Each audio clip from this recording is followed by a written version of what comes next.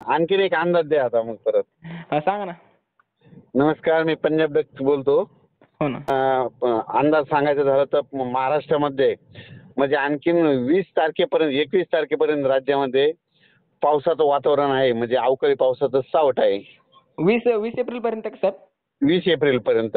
तर दररोज काय होणार आहे, आज इकडला भाग धरणं समजा आज पश्चिम महाराष्ट्र धरलं तर उद्या उत्तर महाराष्ट्र धर की पुन्हा नंतर मराठवाडा पडेल की पुन्हा नंतर विदर्भ पडेल. म्हणून सर्व शेतकऱ्याला सांगायचं की दररोज वेगवेगळ्या भागात पाऊस पडणार आहे. समजा 2 दिवस पुन्हा लगेच सुट्टी देणार. म्हणजे भाग बदलत म्हणजे एक दिवस आड आणि भाग बदला असं म्हणू शकतो आपण त्याला. हो. हो. साहेब ते गारपीट वगैरे तिथे भीतीत राहणार नाही का? आता काय करा, हे पाऊस कसं पडणार आहे सांगतो. ओके, सांगा ना, सांगा ना. सांगायचं झालं तर आता हे आपण काय करू सुरुवातीला आता विदर्भाकडे सुरुवात करू. पूर्व विदर्भाकडे.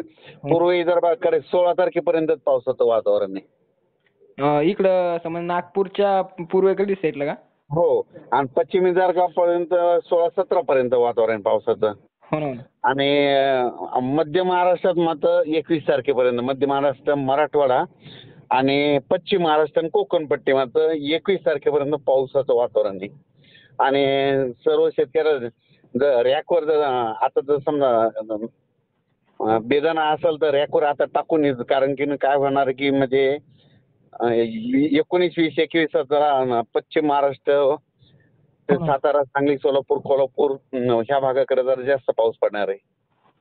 तिकडे सातारा, सांगली, कोल्हापूर, सोलापूर. म्हणजे हे पाऊस मध्य महाराष्ट्रात थोडा जास्त राहणार आहे. मध्य महाराष्ट्र, पश्चिम महाराष्ट्र समजा येणार. म्हणजे पश्चिम दक्षिण महाराष्ट्र समजा इकडला भाग.